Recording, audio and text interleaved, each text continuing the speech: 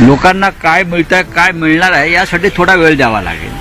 आता फक्त जे अर्थतज्ञ आहेत त्यांची भाषणं आपण ऐकायची आहेत, त्यांनी केलेलं विश्लेषण वाचायचं आहे. प्रत्यक्षात काय होईल यासाठी थोडा वेळ जावा लागेल. बोला. मात्र बिहारचा हा संकल्प आहे. महाराष्ट्रासारख्या राज्याला काय मिळालं बिहारच्या तुलनेत?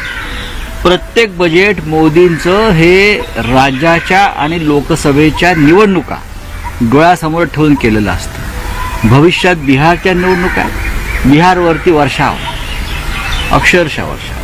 जिथे भारतीय जनता पक्षाचं राज्य नाही, मग तामिळनाडू असेल, केरळ असेल, कर्नाटक असेल, महाराष्ट्र असेल, तिथे आपलं काहीतरी तोंडाला पानं पुसायची आणि पुढे जायचं. आणि मग भाजपचे जे लोक आहेत अंधभक्त ते टाळ वाजवत बसतात.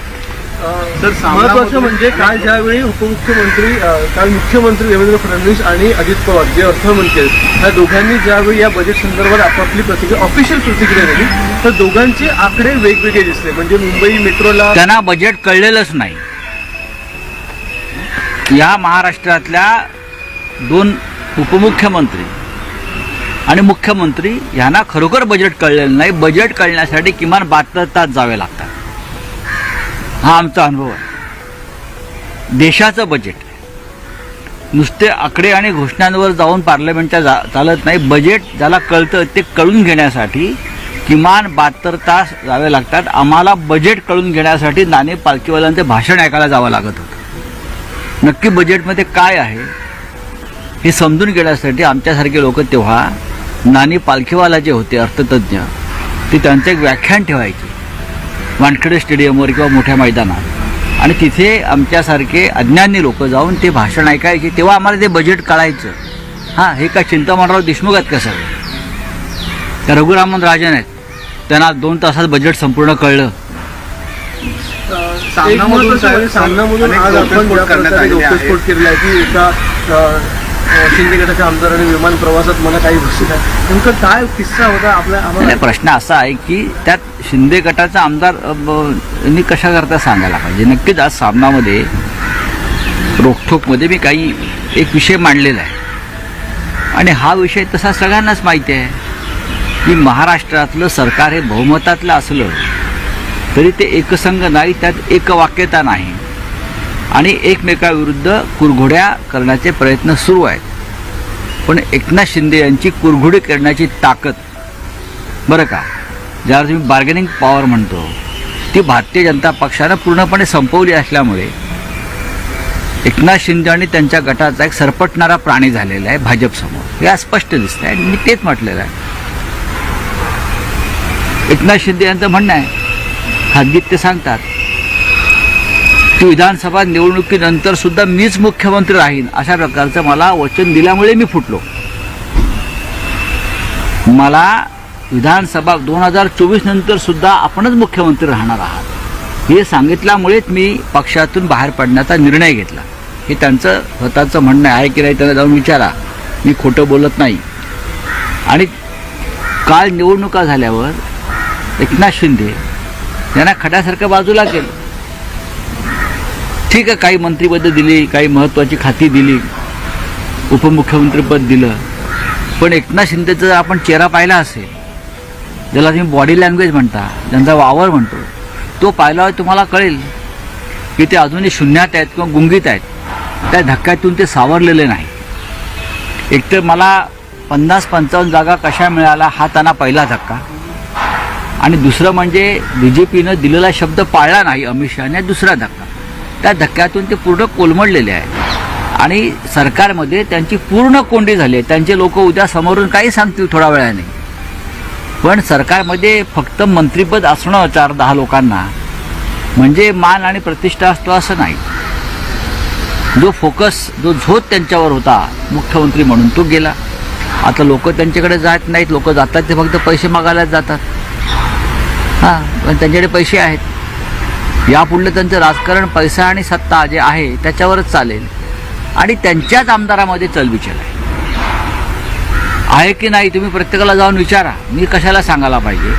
त्यातल्या एका मोठ्या गटावर देवेंद्र फडणवीस यांचे नियंत्रण आहे पूर्णपणे. शिंदे गटातल्या किमान 20 ते 25 आमदारांच्या गटावर देवेंद्र फडणवीसांचं पूर्ण नियंत्रण आहे. कारण हे 20-25 लोक जे आहेत हे देवेंद्र फडणवीस किंवा अमित शहा यांच्या सांगण्यावरून सुरतला गेले, एकनाथ शिंदेसाठी नाहीत. आणि आजही त्यांच्यावर कंट्रोल हे फडणवीसांचाच आहे.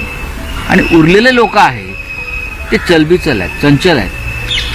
त्यांना असं वाटतं की आपली कोंडी होते, भविष्यात जास्त कोंडी होईल, आपल्याला नेतृत्व नाही कोणतंही चांगलं की जे आपल्याला संरक्षित करेल किंवा प्रोटेक्ट करेल, तेव्हा आपण पुन्हा मागे फिरायचं का, असा एक विचार त्या पक्षात सुरू आहे. ही माझी माहिती आहे.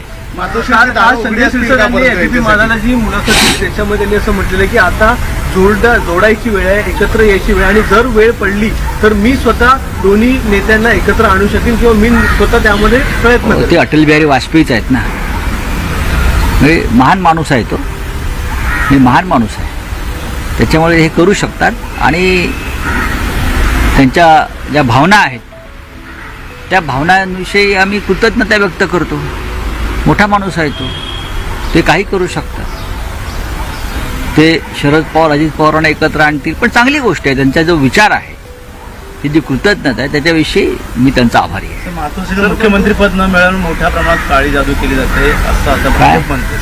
मुख्यमंत्री पद मातोश्रीला मिळालं नसल्यामुळे काळी जादू केली जाते. मला एक प्रश्न त्यांनी सांगावा, देवेंद्र फडणवीस सध्या वर्षा बंगल्यावर का राहिला जात नाहीत? काळी जादू म्हणताय ना. देवेंद्र फडणवीस सध्या मुख्यमंत्र्यांच्या अधिकृत निवासस्थानी राहायला का जात नाही याचं उत्तर या काळी जादूवाल्याने द्यावं. कळलं? माझ्या नादाला लागू नका. सध्या जो धर्माच्या बरोबर राहील तो जिवंत राहील. बोलिए आप बोलिए.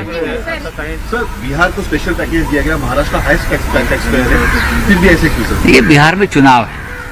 मोदी सरकार का हर बजट ये चुनाव के लिए होता है. चाहे राज्यों का चुनाव हो, विधानसभा हो, या चाहे लोकसभा चुनाव हो, हर चुनाव ये इलेक्शन पैकेज होता है. अब बिहार में चुनाव है तो पूरा बजट का जो हिस्सा है ज़्यादा से ज़्यादा बिहार को जाएगा ना. ये उनकी एक खासियत है.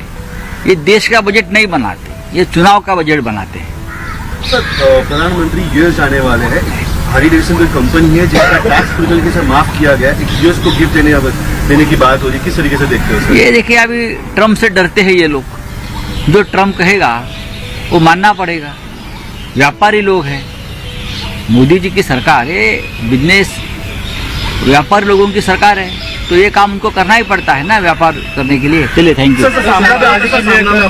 कमल आज खुलासा किया है क्या है? कि सर शिवसेना का जो एक गठ है किस तरीके से पूरा आपने बताया. नहीं, एकनाथ शिंदे का जो गठ है, जो आपने आपको अमित शाह ने बनाया हुआ शिवसेना का गठ मानता है, उनके पास पूरे सरकार के पास बहुमत है, लेकिन सरकार स्टेबल नहीं है.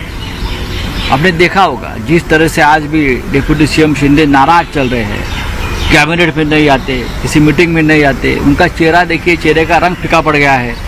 उनकी बॉडी लैंग्वेज देखिए, लगता है बीमार आदमी चल रहा है. ये इसलिए कि उनको जो प्रॉमिस किया था कि चुनाव के बाद आप ही मुख्यमंत्री बनोगे, आप पैसा खर्च करिए और चुनाव जीत कर लाइए, लेकिन चुनाव के बाद शिंदे को मुख्यमंत्री नहीं बनाएगा. ये परंपरा है बीजेपी की, जो शब्द देते हैं वो पूरा नहीं करते. नवीन घडामोडी पाहण्यासाठी आजच आम्ही मुंबईकर 24 तासला लाईक करा, सबस्क्राईब करा आणि अपडेट रहा.